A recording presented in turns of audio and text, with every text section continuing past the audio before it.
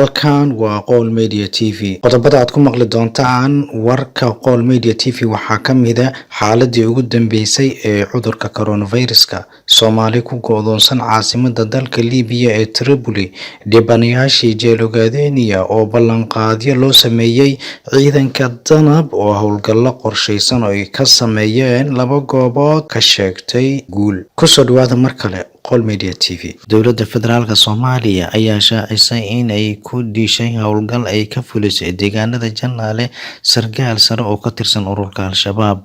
Taliyaha ciidanka dhulka ee xoogga dalka Soomaaliya Sareeye Guuta Cabdixakiin Maxamed Dirir ayaa sheegay in weerar ka dhacay nawaaxiga Janaale lagu dilay Muxiidiin Sheekh Cabdi Al Ansaari oo Al-Shabaab u qaabilsanaa Janaale iyo Awdheegle, iyo 2 kale oo uu sheegay inay dib ka baahin doonaan magacyadooda. Taliyaha oo la hadlay warbaahinta qaranka ayaa sheegay in howlgal ka dhacay deegaano ku dhow Janaale halkaas oo ay u firxadeen nabaddiidku markii looga itaal roonaaday weeraro qorshaysan oo ciidanku ka fuliyeen halkaasi, ayuu yiri. Wuxuu sheegay taliyuhu in ay shacabka kusoo wargeliyeen goobaha ay ku dhuumaalaysanayaan firxadka Al-Shabaab, haatanna ay ku sii raad joogaan aradigooda. Waa sida uu yiri taliyaha ciidanka xoogga dhulka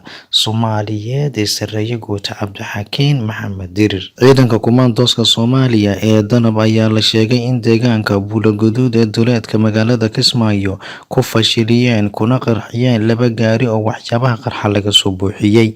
Taliyaha guutada 16aad Kumaandooska xoogga dalka Gaashaanle Ismaaciil Cabdimaalig Maalin ayaa warbaahinta dowladda u sheegay in ciidamada danab ay qarxiyeen 2 gaari oo xamuul ah oo ay ka buuxeen waxyaabaha qarxa oo la doonaya in Kismaayo la geliyo. Gaashaanle Ismaaciil Maalin ayaa sheegay in ciidanka danab sidoo kale deegaanka Buulaguduud ku dileen saraakiil iyo dagaalyahano ka tirsan Al-Shabaab oo uu sheegay in ay ku jireen xubno ajaaniba. Taliyaha danab ayaa warbaahinta dowladda u sheegay in howlgalka qorshaysan ay ka sameeyeen duleedka deegaanka Buulaguduud uu ahaa mid ay uga hortagayeen dhagarta Al-Shabaab iyo qaraxyada ay doonayaan in shacabka ay ku dhibaateeyaan, sida uu tilmaamay taliyaha. Ciidanka Kumaandooska Soomaaliya ee loo yaqaano danab ayaa howlgallo qorshaysan ka wada qaar ka mid ah gobolada dalka, waxa ayna ciidanka taageero dhinaca cirka ah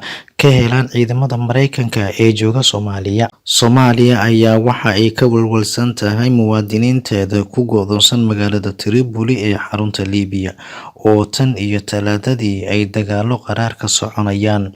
Dagaalka oo markii hore ka socday hareeraha magaalada ayaa hadda ku fiday bartamaha caasimadda Tripoli, iyadoo oona ay xaalada adag la soo diristay dadkii ku noolaa magaaladaasi.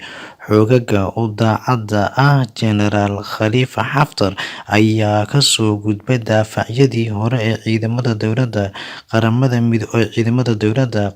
midoobay aqoonsan tahay, iyagoona u muuqda inay dagaalka kaga gacan sareeyaan ciidamada dowladda. Safiirka Soomaaliya ee Liibiya Danjire Muxiidiin Maxamed Kaalmooy ayaa sheegay in dagaalo qaraar ay maalmihii ugu dambeeyay ka socdaan magaalada Tripoli, iyadoo uu xusay in xaaladda magaalada ay tahay mid cakiran. Isaga oo la hadlay VOA waxna laga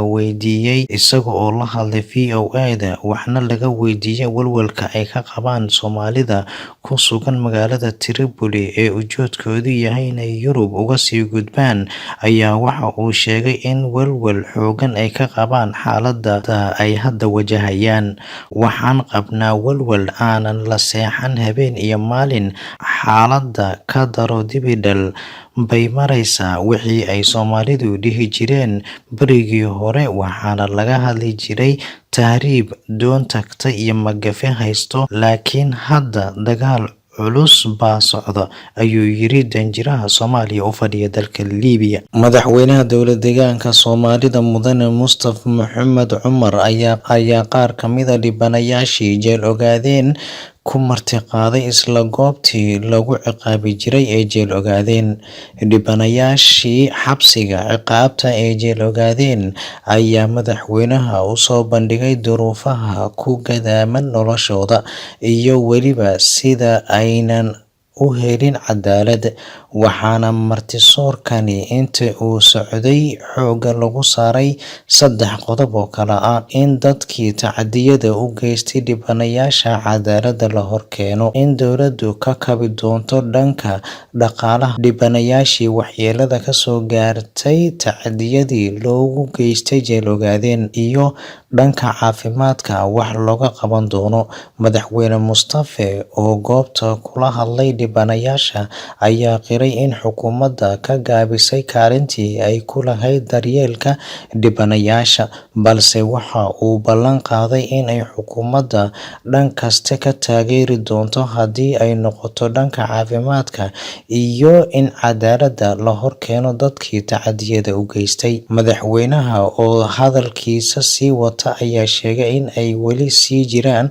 dadkii dhibaatada geystay oo sii wada dhibka ay geysteen mid lamida. Haddana waxaanu dul istaagin doonaa qodobkii ugu dambeeyay viruska waxa loo yaqaano coronaviruska 24 saac lasoo dhaafay. Horta dhimashada guud coronaviruska wuxuu hadda cagageeyay waqti aan la hadlayo 11,000 oo dhimasho ah guud ahaan inta dunida laga diiwaan geliyay. Talyaaniga 40 saac lasoo dhaafay 627 qof ayaa u dhimatay. Taa micnaheedu waxay tahay dhimashada Talyaaniga waxay dhaaftay 4,000 sida la xaqiijiyay, wuxuuna ugu sii siyaadayaa 18.4 maxaa la jiray boqolkiiba ayuu sii siyaadayaa, wuxuuna u dhaxeeyaa 47,000 iyo maxaa la jiray boqolaal, iyo sidoo kale 41,000 iyo boqolaal ayuu u dhaxeeyaa sida la xaqiijiyay. waayo macnaha inta uu sii ziyaaday maalinkii waxaan ka hadlayno. haddaynu imaano dhanka Jarmalka ayadana waxa la leeyahay 31 qof ayaa la diiwaan geliyay inay dhinteen. tirada dadka iyo saameyntiisana waxay noqonaysaa 3,000 ilaa iyo 14,000 lama xaqiijin karo.